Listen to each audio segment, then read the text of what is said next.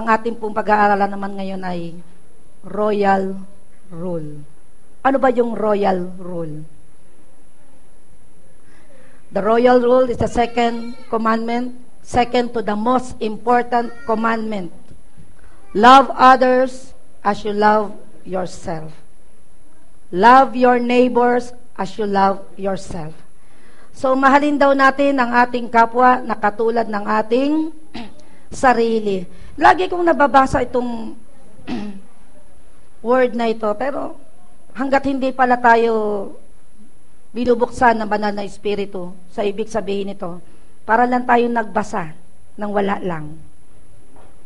At hilingin natin ngayong umaga na buksan din ng Diyos ang mga mata ninyo, ang puso ninyo, para makuha natin at isagawa ang salita ng Diyos. Amen? So tayo po'y manalangin. Panginoon, tunay na napakabuti mo. Wala kang katulad. At ipinakita mo po sa amin, pinadama ang iyong pag-ibig nung binayaran mo ang aming mga kasalanan. Panginoon, tunay o Diyos na walang katapat at wala kaming kayang ibigay doon sa ginawa mo para sa amin. Kaya Panginoon, ang aming pagsamba, pasasalamat at pagsunod lamang sa iyong salita ang kaya naming ibigay sa iyo. Kaya dalangin ko po sa bawat isang naririto, dalangin ko po o Diyos, give them power, Lord, the strength, Lord, to obey you. We love you so much, Jesus. Amen and amen. Sige po, bigay po ninyo ng todo ang inyong palakpak para sa Panginoon. Huwag po kayong mahiya.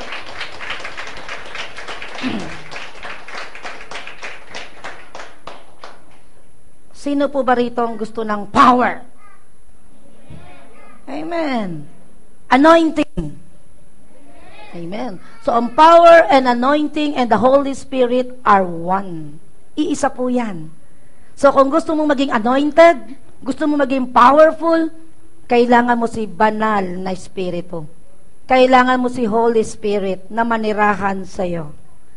At paano maninirahan si Holy Spirit sa atin? Alam niyo kung paano? Love God with all your heart, with all your soul, and with all your mind, and with all your strength. Kaya pala, iyan ang pinaka-greatest commandment. Inuutos ng Diyos sa atin, mahalin niyo ako para sumama ako lagi sa inyo. Amen! And that's power! That's power.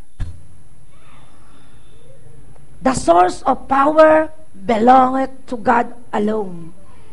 So if you want power, if you want anointing, love God. Not just, I love you, Lord, but you have to obey the Lord. So kailangan po natin sumunod sa salita ng Diyos bilang pagpapatunay na mahal natin ang Diyos. Amen? At ngayon, dahil ang pangalawang utos na tinatawag na royal rule is love others as you love yourself, kailangan din natin itong isagawa. Hindi po pwede na mahal mo ang Diyos pero hindi mo mahal ang iyong kapwa. Amen? Maraming masasagasaan dito. So, I'm blessed because God opened my eyes. Kaya ako napapaiyak kanina dahil sabi ko, Panginoon, totoong napakabuti mo. Sabi ko nga sa inyo kanina, akala ko papasok na ako ng langit sa mga ginagawa kong paglilingkod sa Diyos at sa inyo. Hindi pa pala. Merong naiwan.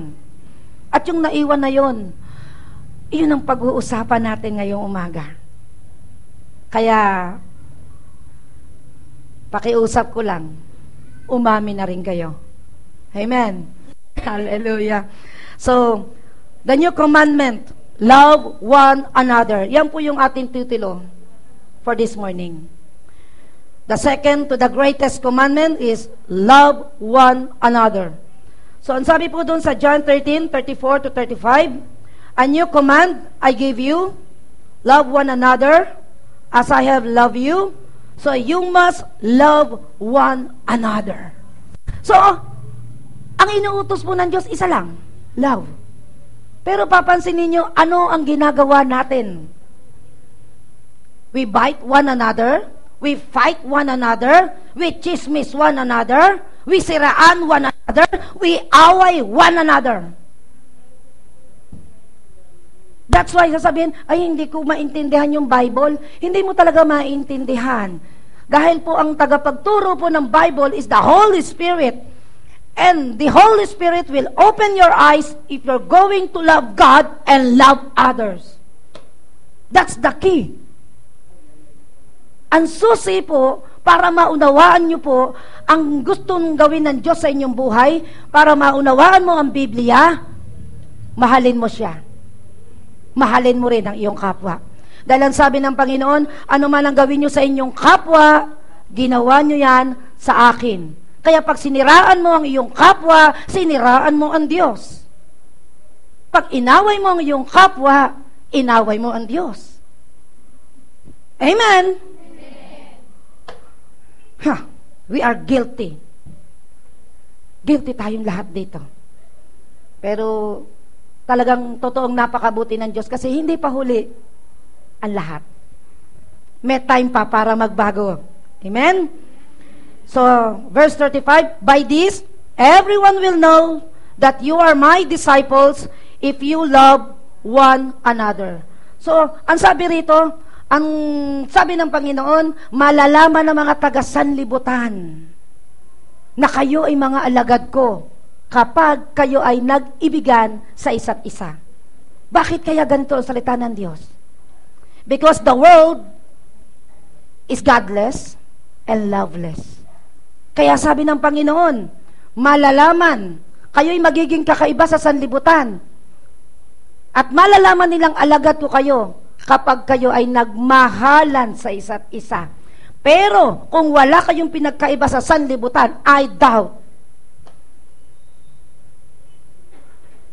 kayo na magduktong kung kanino kang disipulo. Dahil ang sabi ng Panginoon, ang disipulo ng Panginoong Jesucristo ay yung nagmamahal sa kanyang kapwa, kaya hindi nanakawan ng kapwa, hindi lolokohin ng kapwa, hindi gugulangan ng kapwa. Ang sabi ng Panginoon, love. Amen. So, 1 John 3, 11 to 15, so basahin po natin. Ang sabi rito, ito ang pangaral na inyong narinig buhat pa sa pasimula, na dapat tayong mag-ibigan sa isa't isa. Huwag nating tularan si Cain, na lagi sa kanya na masama, at malupit niyang pinatay ang kanyang kapatid. Bakit malupit niyang pinatay ang kanyang kapatid? Ito ay sapagkat masasama ang kanyang mga gawa, at ang mga gawa ng kanyang kapatid ay matuwid. So, galit ang masama sa gumagawa ng matuwid. Mga kapatid ko, huwag kayong magtaka kapag kinapopuotan kayo ng sangkatauhan, ng sanlibutan.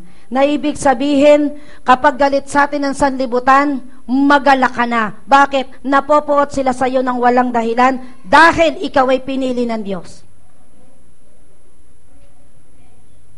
Na ibig sabihin, kung siya'y nagagalit at siya'y napopuot sa iyo at alam mo namang wala kang ginagawang masama, maglulundag ka na sa tuwa. Napakalaki ng gantimpala mo, kapatid.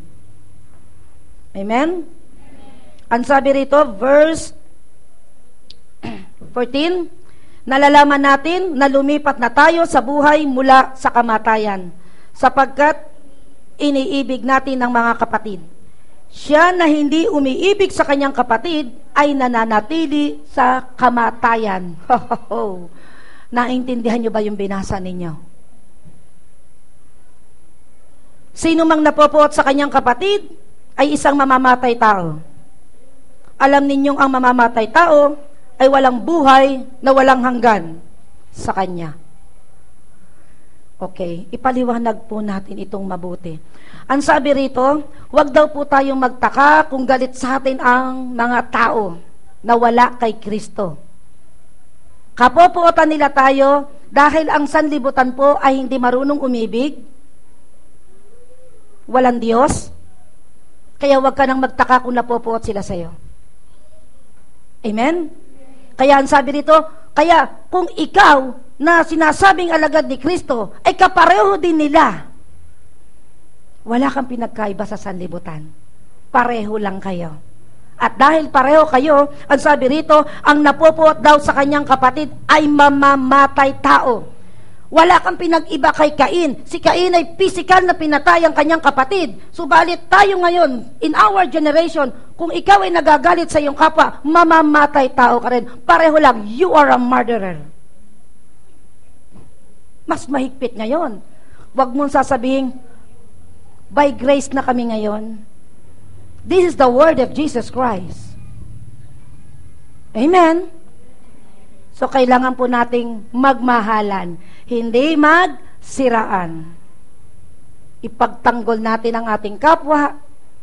Katulad daw ng ginawa ni Jesus, ibinigay niya ang kanyang buhay sa kanyang mga kaibigan. So, tayo din daw, mga anak ng Diyos, ibibigay din natin ang buhay natin sa kanila. Praise the Lord. Sabi dito sa verse 14, we know that we pass over out of death into the life by the fact that we love the brethren, our fellow Christian. He who does not love abides, remain, and is held and kept continually in spiritual death. Sa Tagalog, ang ibig sabihin nito, as in, hindi ka born again. As in, wala sa'yo ang banal na espiritu. As in, wala sa'yo ang Panginoong Hesukristo dito. Men, you are, ang linaw, you are spiritually dead. At ang sabi ng Panginoon, all must be born again. Nung tinanggap po natin ng Panginoong Hesukristo, we are now spiritually alive. Buhay na tayo. At dahil buhay ka na spiritually, you must love your brethren. You must love your sister. You must love your fellow Christian. Amen? Kaya ito, marami pong magtataka. Doon sa day of judgment, marami pong malulungkot, maraming iiyak. Bakit? Akala nila nakasulat ang kanilang pangalan sa aklat ng buhay. Pero sabi rito, pagharap mo sa Diyos, teka po, tinanggap ko po si Jesus Christ as Lord and Savior. Sabi, wala pangalan mo rito eh. Kasi mga buhay lang ang nakasulat sa aklat ng buhay. At yung mga spiritually dead, wala po sa listahan. Amen. Gusto niyo bang pumasok ng langit? Love one another. Nakakapag-isip po ba? Di ba?